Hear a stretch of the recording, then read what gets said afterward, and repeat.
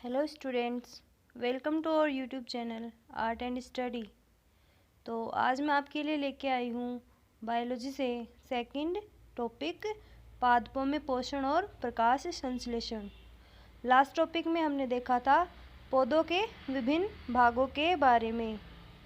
तो ये जो मैं टॉपिक करवा रही हूँ ये सभी एग्ज़ाम्स की दृष्टि से इम्पोर्टेंट टॉपिक्स हैं। तो चलिए शुरू करते हैं आज का टॉपिक पादपों में पोषण और प्रकाश संश्लेषण। तो सबसे पहले हम देखेंगे पादपों में पोषक तत्वों को, यानी कि पादपों को जिन जिन तत्वों से पोषण मिलता है उन तत्वों के बारे में।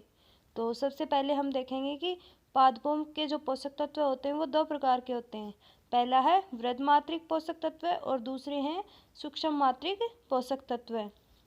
तो अब हम देखते हैं वृद्धमात्रिक पोषक तत्व के बारे में। तो पौधों में इनकी मात्रा अधिक होती है और पौधों के ऊतकों में इनकी मात्रा 0.2% से 4% तक होती है।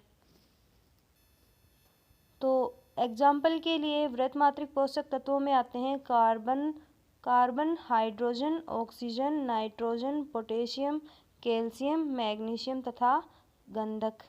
तो ये थे वृद्धमात्रिक पोषक तत्वों की परिभाषा और इनके एग्जाम्पल। हम वृद्धमात्रिक पोषक तत्वों को भी दो भागों में बांटते हैं। तो पहला है प्राथमिक पोषक तत्व, दूसरा है द्वितीयक पोषक तत्व। प्राथमिक पोषक तत्व में है नाइट्रोजन, फास्फोरस और पोटेशियम, और द्वितीयक पोषक तत्वों में आते हैं कैल्शियम, मैग्नीशियम और सल्फर। तो ये हमने देखा वृद्धमात्रिक पोषक तत्वों के बारे में। और सूक्ष्म मात्रिक पोषक तत्व किनको कहते हैं कि पौधों में जिनकी आवश्यकता सूक्ष्म मात्रा में होती है उन्हें सूक्ष्म मात्रिक पोषक तत्व कहते हैं। स्टूडेंट्स, अब हम देखते हैं कि वृद्धमात्रिक पोषक तत्व और सूक्ष्म मात्रिक पोषक तत्वों के नाम। तो जो वृद्धमात्रिक पोषक तत्व हैं वो हैं जिनको हमने पीछे भी देखा है। तो वो है carbon, hydrogen, oxygen, nitrogen, phosphorus, potassium, calcium और मैग्नीशियम और सल्फर।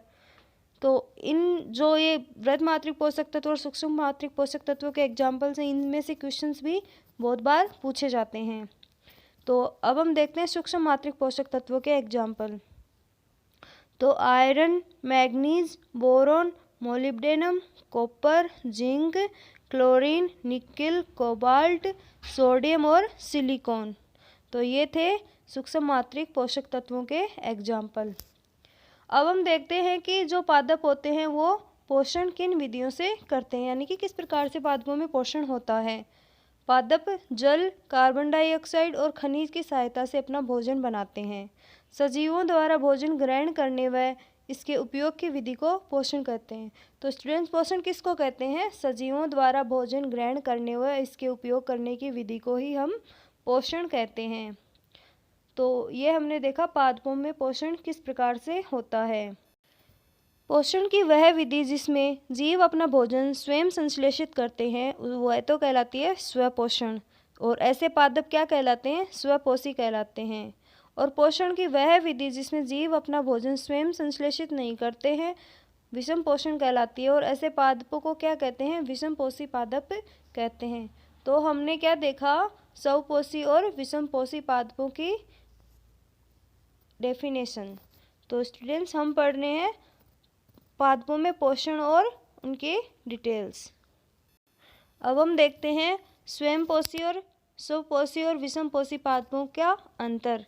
तो स्वपोषी पादप क्या होते हैं? वे जीव जो प्रकाश संश्लेषण की क्रिया द्वारा सरल अकार्बनिक यौगिक से जटिल कार्बनिक पदार्थों का निर्माण कर अपना स्वयं का पोषण करते हैं, स्वयंपोषी जीव कहलाते हैं। यानी कि जो जीव प्रकाश संश्लेषण की क्रिया द्वारा सरल अकार्बनिक यौगिकों से जटिल कार्बनिक पदार्थों का निर्माण करते हैं और अपना स्वयं का पोषण करते हैं। तो इसका एग्जाम्पल है जो सभी हरे पादप होते हैं और यूग्लिना, ये सभी स्वयंपोषी के एग्जाम्पल्स हैं। अब हम देखते हैं कि विषमपोषी किन्हें कहते हैं। वे जीव जो कार्बनिक पदार्थ और ऊर्जा को अपने भोज्य पदार्थ के रूप में अन्य जीवित या मृत पौधों या जंतुओं से ग्रहण करते हैं विषमपोषी कहलाते हैं। तो विषमपोषी जीव कहलाते हैं। जिनको हेट्रोजीनस भी कहते हैं।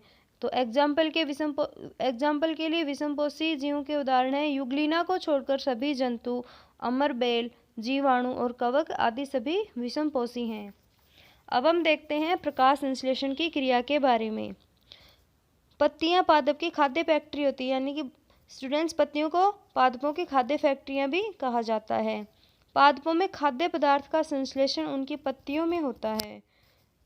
मिट्टी में उपस्थित जल एवं खनिज जड़ द्वारा अवशोषित किए जाते हैं तथा तने के माध्यम से पत्तियों तक पहुंचाए जाते हैं और पत्ती की सतह पर उपस्थित सूक्ष्म रंध्रों द्वारा वायु में उपस्थित CO2 प्रवेश करती है।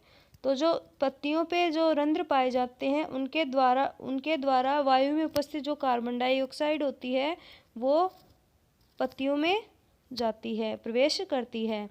जल एवं खनिज वाहिकाओं द्वारा पत्तियों तक पहुंचाए जाते हैं। जल एवं खनिज पदार्थ होते हैं वो वाहिकाओं द्वारा पत्तियों तक पहुंचाए जाते हैं। तो ये देखिए हमने प्रकाश संश्लेषण की क्रिया किस प्रकार से होती है पादपों में। जैसा कि हम सभी जानते हैं कि पत्तियों में एक हरा वर्णक होता है जिसको हम बोलते हैं क्लोरोफिल बोलते हैं। तो क्लोरोफिल सूर्य के प्रकाश की ऊर्जा का संग्रहण करने में पत्ती की सहायता करता है। तो क्लोरोफिल का कार्य क्या होता है? सूर्य के प्रकाश की ऊर्जा का संग्रहण करने में वो पत्ती की सहायता करता है। इस ऊर्जा का उपयोग जल एवं कार्बन डाइऑक्साइड से खाद्य संश्लेषण में होता है। क्योंकि खाद्य संश्लेषण सूर्य के प्रकाश की उपस्थिति में ही होता है, इसलिए इसे प्रकाश संश्लेषण कहते हैं। तो इसकी जो अभिक्रिया होगी वो किस प्रकार से होगी? CO2 के अणु होंगे और उसमें जल होगा और यह अभिक्रिया किसकी उपस्थिति में होती है? सूर्य के प्रकाश की उपस्थिति में। और इसमें जो वर्णक काम में आता है वो होता है क्लोरोफिल की उपस्थिति में होती है प्रकाश संश्लेषण की क्रिया। तो जो इस क्रिया के बाद में जो उत्पाद बनता है वो बनता है कार्बोहाइड्रेट और ऑक्सीजन। तो ये हमने देखा पौधों में प्रकाश संश्लेषण की अभिक्रिया के बारे में। तो स्टूडेंट्स हम पढ़ रहे हैं पादपों में पोषण प्रकाश संश्लेषण के बारे में। तो अब हम देखते हैं क्लोरोफिल के बारे में अलग से। पत्तियों का हरा रंग पर्णहरित के कारण होता है जिसको क्लोरोफिल कहा जाता है। जिसका फॉर्मूला क्या होता है स्टूडेंट्स? तो इसका फॉर्मूला होता है C55H72O5N4 और Mg।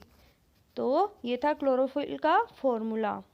तो क्लोरोफिल के केंद्र में मैग्नीशियम का एक परमाणु पाया जाता है जो कि एक इम्पोर्टेंट क्वेश्चन भी है जिसमें पूछा जाता है कि क्लोरोफिल के केंद्र में कौन सा परमाणु पाया जाता है। तो इसका आंसर होगा मैग्नीशियम। अब हम देखते हैं कि क्लोरोफिल कितने प्रकार का होता है। तो क्लोरोफिल 4 प्रकार का होता है। तो वो होता है chlorophyll A, chlorophyll B, carotene और ज़ैंथोफिल। तो जो क्लोरोफिल A होता है वो तो सार्वत्रिक हरित लवक कहलाता है और जो कैरोटीन होता है वो नारंगी रंग का वर्णक होता है और ज़ैंथोफिल होता है उसका कलर होता है पीला कलर। तो ये हमने देखी क्लोरोफिल की संरचना और उसके प्रकार। अब हम देखते हैं कि जो पादप पोषण के रूप में नाइट्रोजन ग्रहण करते हैं वो कहाँ से प्राप्त होती है उनको। तो वायु में नाइट्रोजन गैसीय अवस्था में प्रचुर मात्रा में पाई जाती है, लेकिन पादप इसका अवशोषण इसी अवस्था में नहीं कर सकते। तो मिट्टी में कुछ विशेष जीवाणु होते हैं जो गैसीय नाइट्रोजन को उपयोगी यौगिकों में परिवर्तित कर मृदा में निर्मुक्त करते हैं। यह विलेय पदार्थों द्वारा जल के साथ अवशोषित कर लिए जाते हैं।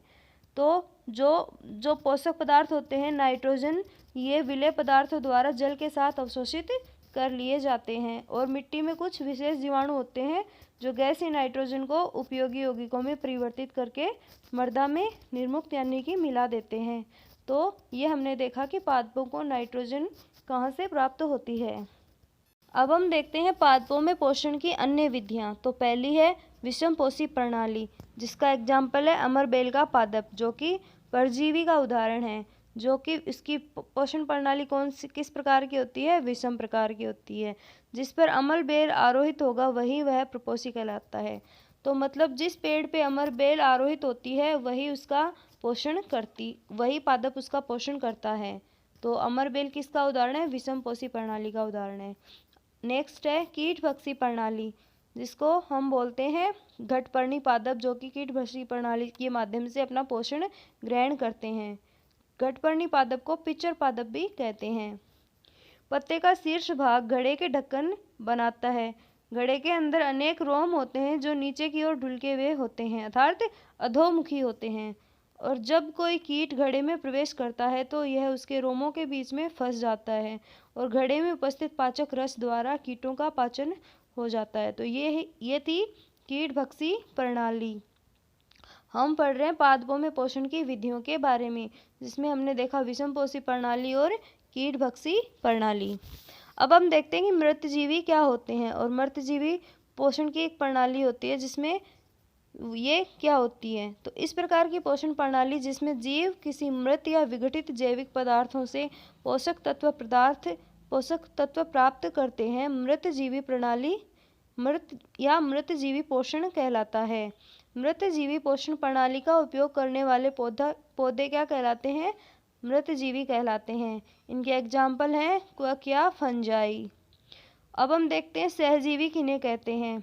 कुछ जीव एक दूसरे के साथ रहते हैं तथा अपना आवास एवं पोषक तत्व एक दूसरे के साथ बांटते हैं, जिसमें एग्जाम्पल है लाइकेन जिसमें शैवाल और क्वक साथ साथ रहते हैं, क्योंकि शैवाल में तो पर्णहरित पाया जाता है जबकि कवक में नहीं पाया जाता। तो शैवाल और क्वक एक दूसरे के सहजीवी के रूप में कार्य करते हैं। और ये कुछ कवक वृक्षों की जड़ों में भी रहते हैं, जैसे कि पादपों में नाइट्रोजन का जो होता है, नाइट्रोजन पोषण के रूप में प्राप्त करती है पौधे, वो सहजीवी जीवों के द्वारा ही प्राप्त करती है। तो ये हमने देखा मृतजीवी पोषण प्रणाली का वर्णन। तो स्टूडेंट्स, ये था आज का टॉपिक पादपों में पोषण और प्रकाश संश्लेषण। तो I hope you like this topic and video. तो like, subscribe and tap the bell icon of the channel. Thanks for watching this video. Thank you.